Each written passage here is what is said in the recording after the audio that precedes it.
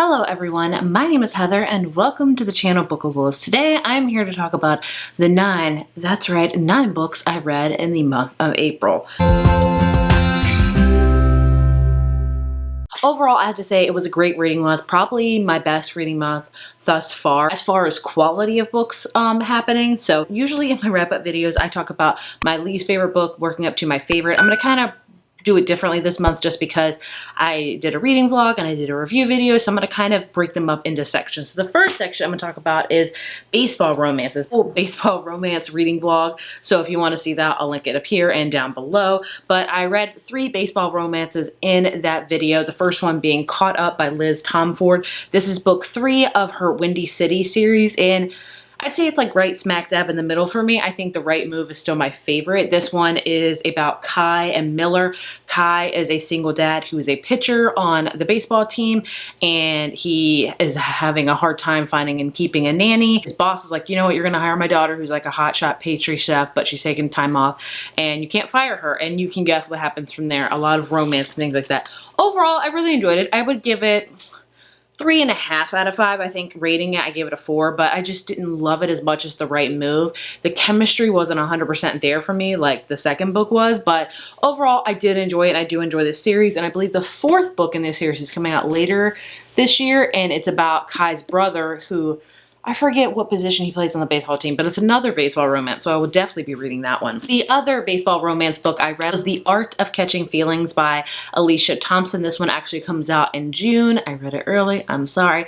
I really liked it. I gave it a 4 out of 5. This one I could see could not be the vibe for everybody. It follows 2 characters. Beginning of the book, Daphne is attending a baseball game even though she loathes baseball, and she's there because she just got divorced and she's just kind of wallowing. And so she drinks a little bit too much. And, you know, the guy next to her starts heckling the team. And so she's like, you know what, let me just do the same thing. And so she starts heckling this one player named Chris, and he makes eye contact with her, and then he just goes on to have kind of a breakdown about it, understandably so. Later on, Daphne feels very horrible, as she should, and she reaches out to him via Instagram to apologize and things like that. And when she sends it, she realizes, oh, I forgot to identify myself as the heckler. I just said, hey, sorry about that. That sucks.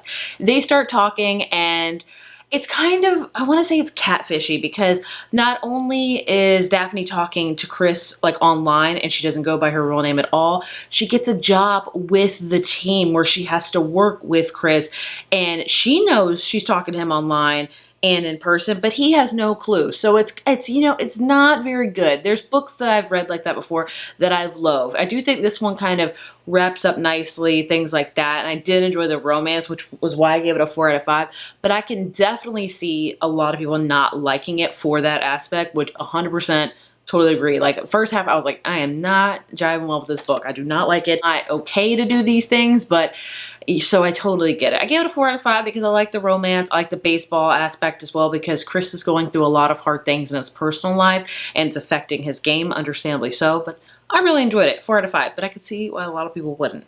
The last book I read for that reading vlog is Home Run Proposal by Maren Morris. I gave this one like, I don't know, 2.5, 3. It was okay. It's a new adult college baseball romance. It follows Lane and Hallie, and Hallie is best friends with Lane's younger brother, and she is also like a good girl. She has not lost her V card yet in college, and she's like, I need to lose it. I'm just like, she propositions her best friend to like teach her things, but Lane is actually on the other end of that, and he has harbored a crush on her for forever, and like, you can guess where it's going. It's just basically 90% steam, 10% plot. It was okay. Wasn't anything to write home about. There you have it. So my next set of books are books that I have not talked about in a review video yet. And I think there's 1, 2, 3, 4, yeah, 3 of them that I haven't talked. First up, we have First Down, by Grace Riley. This is another kind of new adult romance. I read this one totally on a whim. It's a football romance. I guess I'm in my era of reading sports romance. I don't know. Don't ask me why. There's no reason. But this one, again, I had the same feelings like Home Run Proposal. This one is about James and Bex, and basically he is like the hotshot quarterback at college, and he wants to be in the NFL, and then he meets Bex, and he has a crush on her. You know, there's not much to know about this book. It was just a cutesy romance with, again, 90% steam, 10% plot. It was okay. It wasn't, again, like Home Proposal, anything to write about. I gave it a 3. It was decent. By the way, 3s are not bad at all, just so you know. They're like middle of the road for me. So if you give a book a 3, I think that means it's average.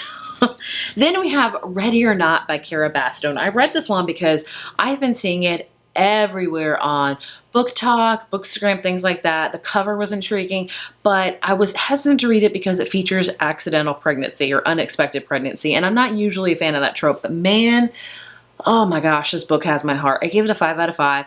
I loved it. This book follows Eve, who is, at the beginning of the book, learns that she is pregnant with a one-night stand baby.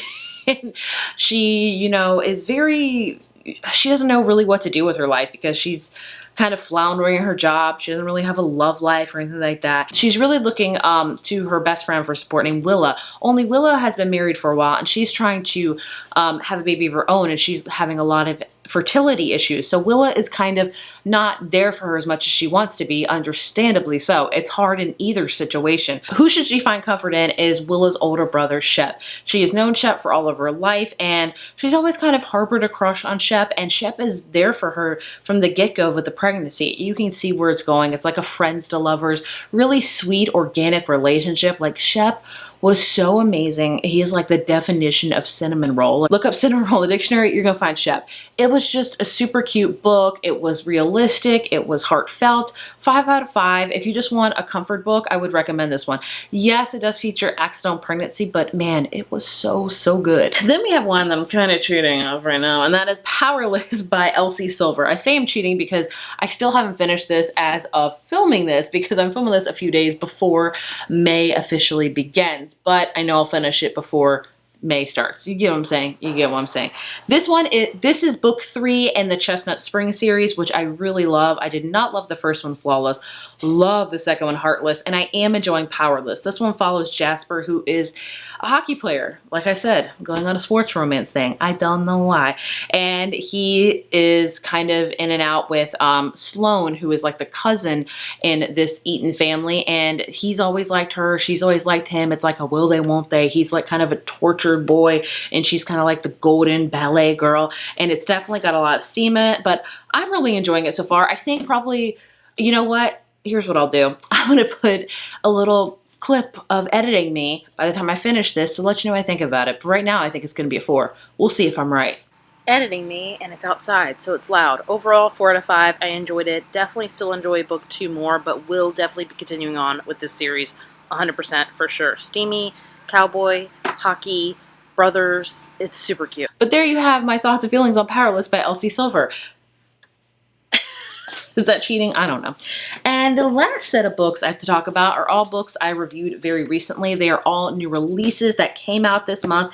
And let me just say, just because I knew these releases were coming out this month, I knew it was going to be a good reading month. When you have a Sarah Adams, Emily Henry, and Abby Hamezan release coming out one month, you know it's going to be a great reading month. And it was because of these 3 books. So I'm just going to do them in the order I read them. The Rule Book by Sarah Adams. This is the second book in her cheat sheet series. I did not like the cheat sheet as much. I've always said that with Sarah Adams, I've read 4 of her books now, and the 2 that I love were the second in the series, which is really kind of unlike me, but oh well. This one is about Nora and Derek. Derek was a friend of the main character in the first book, and basically Nora is a sports agent and she gets assigned to Derek, only they have quite a history. They were college sweethearts, full in love, and then they broke up, and now they're reunited, and it's kind of like bittersweet. They both still have feelings for each other. They accidentally get married in Vegas, and it's super cute. If you don't know, Sarah Adams writes closed-door romances, which means no steamy times, and they are just cute, swoon-worthy romances. I say she is a great palate cleanser. If you want something light and fluffy, pick up a Sarah Adams book. She won't steer you wrong. I gave this one probably a 4.5 out of 5. I really enjoyed it. We have the 2 big guns right here. My favorites of the month. As far as favorites go, I'm going to have to go with Just for the Summer by Abby Hamezan.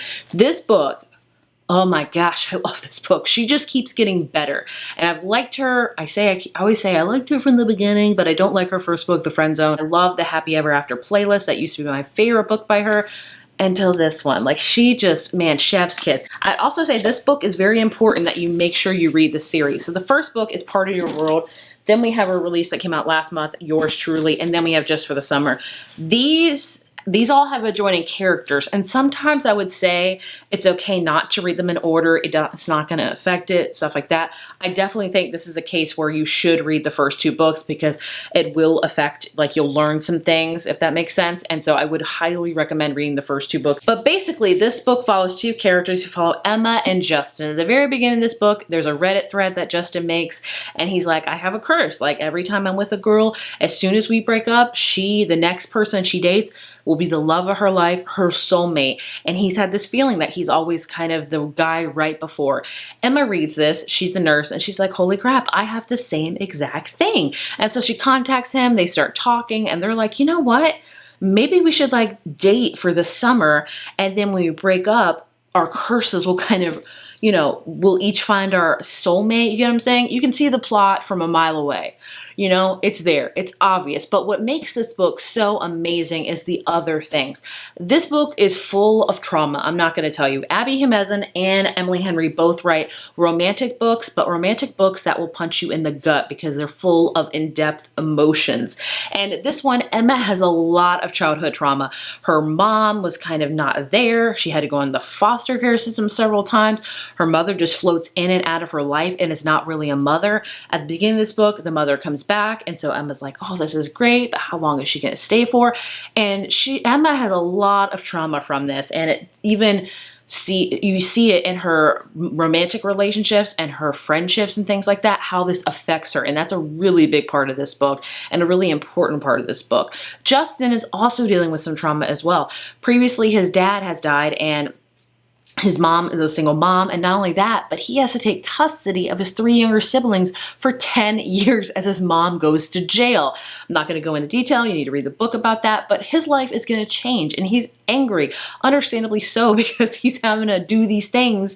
Both these characters are having to live with these decisions that their parents kind of made. As a child that has directly had to deal with decisions that parents made and how it affects you and how you have to deal with it, it sucks. It freaking sucks. I was nowhere near the type of trauma that these characters endured in this book, but man, it was beautiful. Her side characters, amazing. The romance, amazing. The deep emotional depth, amazing. 5 out of 5, 10 out of 10, 100 out of 100. I loved it. This will probably be my favorite book of the year. It just really resonated with me, and it's just a beautifully written book. Like, she keeps getting better and better, and I cannot wait to see what she comes out.